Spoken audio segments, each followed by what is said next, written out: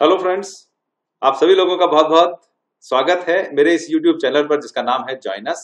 मैं आपका दोस्त सीए अरुण गुप्ता। आज फिर एक नई वीडियो हम लेकर आए हैं जीएसटी का। जो पहले भी दो वीडियो बनी है उसी के आगे कंटिन्यूएशन में है। इस जीएसटी के वीडियो में हम बात करेंगे नॉर्मल टैक्स पेयर की और कंपोजिशन टैक्स पेयर की। वीडियो को अंत तक देखिएगा ताकि आप ये समझ पाए कि कंपोजिशन डीलर क्या होता है। जॉइन अस एक एजुकेशनल प्लेटफॉर्म है जिसमें हम उन लोगों के लिए एक कोर्स रन करते हैं जो अकाउंटिंग फंडामेंटल सीखना चाहते हैं, जीएसटी की accounting, finalisation of balance sheet, income tax and online ITR filing, TDS and quarterly returns filing, GST की मंथली और annual return filing, Tally ERP 9, tax audit के provisions, project reports, bank balance sheet और बहुत कुछ। जी हाँ, उन लोगों के लिए जो ये चीज सीखना चाहते हैं और अपना कैरियर बनाना चाहते हैं। यदि आप ऐसे किसी व्यक्ति को जानते हैं तो उनको आप जॉइन अस के कोर्स के बारे में बताएं ताकि वो लोग ये कोर्स करके अपने पैरों पर खड़ा हो पाएं और ज्यादा से ज्यादा अर्निंग कर पाएं।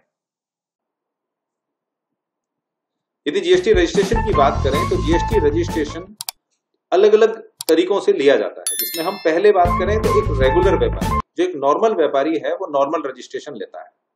जिन लोगों को आप और हम जानते हैं, जिन लोगों का हम आमतौर पर काम करते हैं, वो एक नॉर्मल व्यापारी है। नॉर्मल व्यापारी भी दो तरीके का होता है। एक तो बिल्कुल नॉर्मल व्यापारी है जो हर महीने की अपनी सेल परचेज कर रहा है और बिजनेस कर रहा है। दूसरा, हम कंपोजिशन टैक्स पेयर की बात करेंगे। कंपोजिशन क्या होता है? एक हम बात करते हैं स्पेसिफिक डीलर की, जो रजिस्ट्रेशन किसी स्पेसिफिक पर्पज से लेता है। जिसमें हम बात करें तो कैजुअल टैक्सेबल पर्सन, जैसा कि हमने पहली वीडियो में भी बात की थी, कैजुअल टैक्सेबल पर्सन है यानी कि जैसे कोई किसी और अदर स्टेट का बिजनेस करने वाला व्यक्ति यदि दिल्ली के ट्रेड फेयर में आके अपना कोई माल बेचना चाहता है तो दिल्ली गवर्नमेंट के अनुसार उसको वहां दिल्ली के स्टेट में रजिस्ट्रेशन लेना पड़ेगा और वो रजिस्ट्रेशन उसको कैजुअल टैक्सेबल पर्सन की तरह से मिलेगा।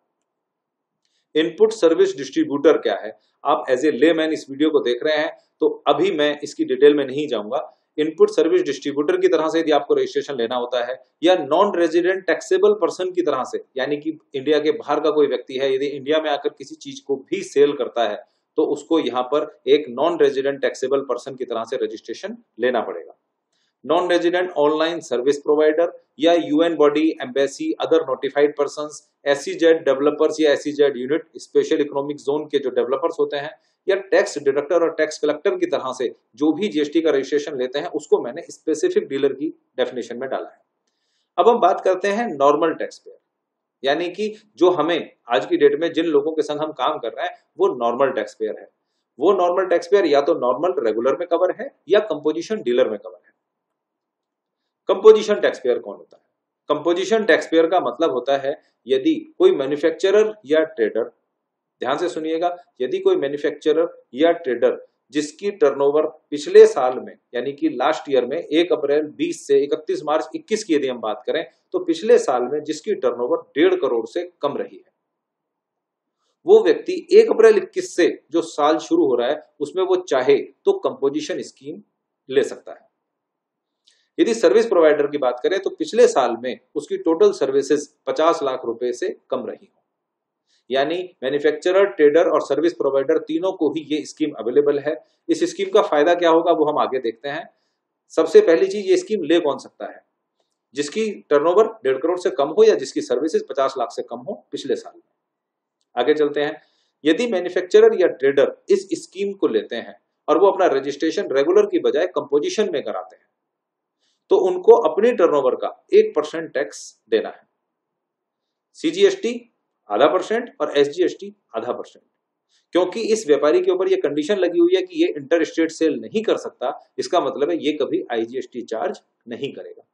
ये केवल और केवल इसके ऊपर सीजीएसटी और एसजीएसटी की 0.5% की लायबिलिटी आएगी और इसको कोई चीज देने की आवश्यकता नहीं है। यदि सर्विस प्रोवाइडर की बात करें तो सर्विस प्रोवाइडर जितनी भी सर्विसेज देगा उसका 6% उसको पेमेंट करना है। 3% सीजीएसटी, 3% एसजीएसटी। यदि किसी रेस्टोरेंट की बात करें तो रेस्टोरेंट अपनी टोटल टर्नओवर का 5% यदि जमा करा दे, 2.5% सीजीएसटी और 2.5% एसजीएसटी, तो गवर्नमेंट उसको क्या क्या बेनिफिट देगी और कैसे कैसे उसको कैलकुलेट हम करेंगे वो हम अभी आगे जानते हैं। फॉर एग्जाम्पल, एक एबीसी एंटरप्राइजेज है जिसने अपना जीएसटी का रजिस्ट्रेशन कंपोजिशन की स्कीम में लिया है और वो ट्रेडिंग बिजनेस करती है। एग्जाम्पल के तौर पे देखें, उसकी टर्नओवर में 1 अप्रैल 21 से 30 जून 21 में 7.5 लाख रुपए का उसने माल सेल किया है। उसके ऊपर जो टैक्स की लायबिलिटी होगी वो केवल 1% यानी 7500 रुपए यदि वो गवर्नमेंट खाते में जमा करा दे तो उसकी टोटल टैक्स लायबिलिटी जीएसटी के रिगार्डिंग खत्म हो गई। अब आगे जानते हैं ये जो कंपोजिशन डीलर है इसको किन किन कंडीशंस में रखा गया है। सबसे पहला, ये कंपोजिशन डीलर जितनी भी परचेज करेगा उसके ऊपर किसी भी प्रकार का आईटीसी इसको नहीं मिलेगा। यानी एक व्यापारी जो कहीं से भी यूपी से या यूपी के बाहर से खरीदता है, जी हाँ, कंपोजिशन डीलर बाहर से परचेज कर सकता है बट वो किसी अदर स्टेट में सेल नहीं कर सकता। तो जब जो भी माल वो परचेज करके लाया है उसको उसके ऊपर जो इनपुट जीएसटी वो देकर आया है उसको कोई बेनिफिट नहीं मिलेगा। उसको सिर्फ अपने आउटपुट टैक्स का 1% देना है, भले ही उसका आइटम 5% टैक्सेबल हो, 12% हो, 18% हो या 28% हो।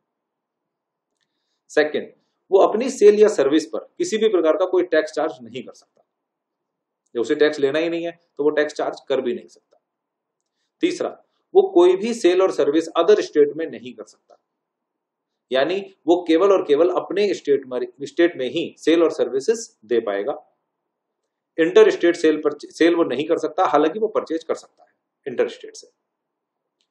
चौथा पॉइंट है, उसको कोई बुक्स ऑफ अकाउंट्स रिक्वायर्ड नहीं है। गवर्नमेंट ने स्मॉल टैक्स पेयर्स के लिए ये स्कीम बनाई है और गवर्नमेंट ये चाहती है कि जो व्यक्ति 1.5 करोड़ से कम का व्यापारी है वो इस स्कीम को ले और हमें सिर्फ और सिर्फ अपना 1% दे दे यदि वो मैन्युफैक्चरर या ट्रेडर है। क्वार्टरली टैक्स पेमेंट करेगा। CMP 08 एक फॉर्म है जिस फॉर्म में वो क्वार्टर के बीतने के अगले महीने की जो 18 तारीख आती है वहां पर अपने क्वार्टर का हिसाब लगाएगा और टैक्स जमा कर देगा। एग्जाम्पल के तौर पे यदि हम देखें तो अप्रैल से जून का क्वार्टर 1 अप्रैल से 30 जून होता है, तो जो 18 जुलाई आएगी उसमें उसको CMP 08 में अपना टैक्स डिपॉजिट करना होगा। क्वार्टरली उसको टैक्स जमा करना है। उसकी एनुअल रिटर्न GSTR 4 में जाएगी, एनुअल साल में एक बार। उसको अपने बिलों पर यह मेंशन करना पड़ेगा कि मैं कंपोजिशन स्कीम का डीलर हूं, तभी तो उसने कोई टैक्स चार्ज नहीं करा होगा और जो भी व्यक्ति उससे माल खरीद रहा हो उसको ये भली भांति पता हो कि मैं एक कंपोजिशन डीलर के व्यक्ति से माल खरीद रहा हूं। वॉलंटरी है, कंपलसरी नहीं है। यदि कोई व्यक्ति चाहे 1.5 करोड़ से कम में भी वो रेगुलर में रजिस्ट्रेशन ले सकता है, क्योंकि कंपोजिशन स्कीम वॉलंटरी है। अपनी इच्छा से चाहे तो वो कंपोजिशन स्कीम में आ सकता है। आपको क्या लगता है कौन लोग कंपोजिशन स्कीम में आना चाहते होंगे? जो मंथली रिटर्न भरने की कंप्लायंस से बचना चाहते हैं, जो इनपुट क्रेडिट को लेने के, आईटीसी को क्लेम करने के उससे बचना चाहते हैं, या जिनके पास परचेज के बिल पूरी तरह से अवेलेबल नहीं होते, वो भी लोग कंपोजिशन स्कीम लेते हैं। यानी उस स्थिति में उनको केवल और केवल अपनी सेल का कुछ निश्चित परसेंटेज गवर्नमेंट खाते में जमा करना है और वो गवर्नमेंट की तरफ से बिल्कुल फ्री है। कंपोजिशन स्कीम किन किन लोगों को नहीं मिलती? हमने बात करी supplier of non GST goods. Non GST goods क्या होते हैं? पेट्रोल, डीजल, इस तरीके के जो नॉन जीएसटी गुड्स हैं उनके डीलर कभी भी कंपोजिशन स्कीम का पार्ट नहीं बनते, चाहे उनकी टर्नओवर 1.5 करोड़ से कम ही क्यों ना हो। दूसरा, जो इंटर स्टेट सप्लाई गुड्स की या सर्विसेज की करता है उसके ऊपर भी ये स्कीम एप्लीकेबल नहीं होती। ई कॉमर्स ऑपरेटर भी कंपोजिशन स्कीम नहीं ले सकता। उसका सबसे बड़ा रीजन है क्योंकि ई कॉमर्स व्यक्ति पूरी दुनिया में काम करता है, तो गवर्नमेंट को ये नहीं पता चलेगा कि आपने इंटर स्टेट कोई सर्विस दी है या नहीं। इसलिए जब भी ई कॉमर्स की बात आएगी वहां पर कभी भी कंपोजिशन स्कीम लागू नहीं होगी। मैन्युफैक्चरर ऑफ नोटिफाइड गुड्स जैसे आइसक्रीम है, टोबैको है, पान मसाला है, उनके जो मैन्युफैक्चरर हैं वो कभी भी कंपोजिशन स्कीम नहीं ले सकते। कैजुअल टैक्सेबल पर्सन जैसे अभी हमने बात करी, उसको भी जो है ये कंपोजिशन स्कीम नहीं मिलेगी। Non resident foreign tax payer को भी ये कंपोजिशन स्कीम नहीं मिलेगी। इनपुट सर्विस डिस्ट्रीब्यूटर को भी ये कंपोजिशन स्कीम नहीं मिलेगी। टैक्स कलेक्टर या डिडक्टर को भी ये कंपोजिशन स्कीम अवेलेबल नहीं है। तो दोस्तों, ये बहुत छोटी सी वीडियो आपको कैसी लगी? कंपोजिशन डीलर के बारे में हमने जाना। अब हम एक बार अपने जॉइनस के बारे में मैं जरूर बोलूंगा। जॉइनस का एक कोर्स है जो हम उन लोगों को कराते हैं जिन लोगों को इनकम टैक्स में, जीएसटी में, अकाउंटिंग में थोड़ा सा भी इंटरेस्ट है, ताकि वो लोग अपने पैरों पर खड़े हो पाएं और अर्निंग करें। ये वीडियो आपको कैसी लगी कमेंट करके जरूर बताइएगा और मेरे चैनल को सब्सक्राइब कीजिएगा, वीडियो को ज्यादा से ज्यादा शेयर कीजिएगा ताकि और लोग भी इसका लाभ उठा सकें। Thank you.